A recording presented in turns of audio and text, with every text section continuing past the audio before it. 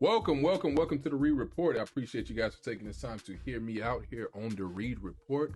Be sure to subscribe to the channel. We are now at 1566. We are trying to hit 1,570 by the end of today, and our goal is to try to get to 1,600 by Wednesday. We're trying to get to 1,600 by Wednesday, so please do me a favor and subscribe to the channel. Hit the notification bell so you can be notified when videos like these go up. I really do appreciate you guys. Without further ado, let's get into our topic, because today we got the Carolina Panthers. We're talking Bryce Young more specifically. Bryce Young for a little bit. Not too much time, not too much of you guys' time, but let's talk about some Bryce Young and what to expect from the Panthers going into next season. Tell me what they wanna see me for. Hit me out, here we go. What's the re-report? Tell me what they wanna see me for. Hit me out, here we go. What's the re-report? Tell me what they wanna see me for. Hit me out, here we go. What's the re-report? Tell me what they wanna see me for. Hit me out, here we go. What's the re-report? So the Carolina Panthers just ended their season 5-12. They did wrap up their 7th straight losing season. Last time they made the playoffs was 2017 when they lost to the New Orleans Saints in the wild card round, and of course 2 years before that they were in the Super Bowl. But since mid-season 2018, the team have not reached the playoffs, not been to the playoffs. They started 6-2 that season, and after that Thursday night loss to Pittsburgh, franchise was never the same again. Since then, of course, they parted ways with Cam Newton. He eventually came back for a brief stint.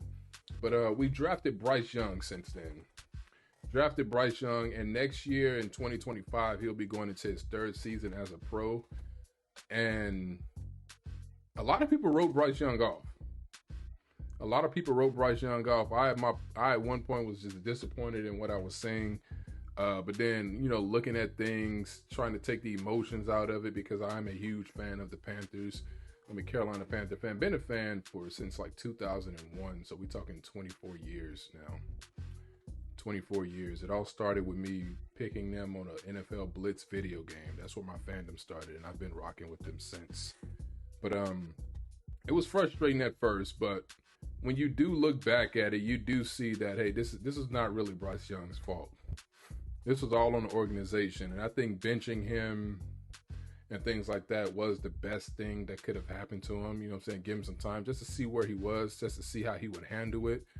And, Andy Dalton, he came in and had that great game against the Raiders. I don't think he won another start after that, Andy Dalton.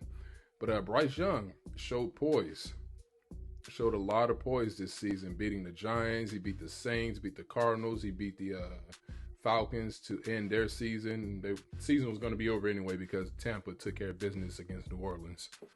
But yeah, and just his overall play, as you can see some of his highlights right here. His overall play, just a poise in the pocket, especially that Falcons game. I watched that entire game from start to finish. That was the game showing on our local broadcast out here. That one. And then on the other channel on Fox, you had Saints and Buccaneers, because both games had implications for the Buccaneers and speaking of the Buccaneers, for the Buccaneers and the Falcons. Whoop, touchdown. Smooth. And that's what I'm talking about right there. Smooth. You saw Bryce Young in that game just show a lot of poise. Stood in the pocket, got the ball off, just making throws that he would have never made last season. And you can just see the potential of this dude. You can see why they spent a #1 draft pick on this dude. The one screw up, they almost screwed him up by just having him start right out the gate. And you know what I'm saying? I guess the play against New Orleans early in the season was really a blessing in disguise, because who knows if we'll be here right now talking about this had he not got benched and had to go out through the entire season without having to sit back. I mean, look at Michael Penix Jr. for the Falcons. Speaking of, who knows? I mean, we can sit and say Kirk Cousins did ruin the Falcons season, but I don't think Michael Penix would have been an instant hit like, he was in the game against Carolina. And albeit Carolina did have a historic bad defense, so the jury is, of course, is still out on Michael Penix Jr., but looking at Bryce Young, looking at the Panthers organization, I'm loving the young receiving core that this team has. And to me, to not be in contention for a playoff spot and not make the playoff spots is unacceptable next year. It won't be acceptable next year for this team. They got to beef up on defense big time. The years past, that's always been their staple. They've had great decent defenses, but this one was historically bad, and I knew it would be. So they got to get a run stopper. They're not going to get Travis Hunter. So their first pick to me should be somebody they can plug in the middle who can stuff the run, because we get ran on every game. I think 14 straight games where we've given up 100 or more yards. So, but other than that, the defense, yeah, got to fix that part. But the offense, much better. Bryce looked more comfortable. He looked more like a pro now at this point, as we've seen the last few games. Looked way more like a pro, and not to even mention the games where he played teams tough, such as Kansas City. Had you know what I'm saying? Like, I don't really care about the results. I don't really care about that. We were already out of contention, but seeing how he played and the poise he showed to march down and almost win that game was just out of this world. Looking at from what we started to where we are now. But again, Xavier Legette got to work. He got to work on his hands, man. He dropped a lot of balls this year, and if he gonna be the number one, he got to work on it. And then we also got David Moore, another Moore out there, and Jake. What's his name? Crocker. What's that other receiver name? Sad, I don't know his name. That's all bad. I got to find his name real quick. You got to know this stuff. But the other receiver, and Miles Sanders, he played good. He played a good game to end the season. But we got our running back. And Miles can stay. I wouldn't mind Miles Sanders staying there.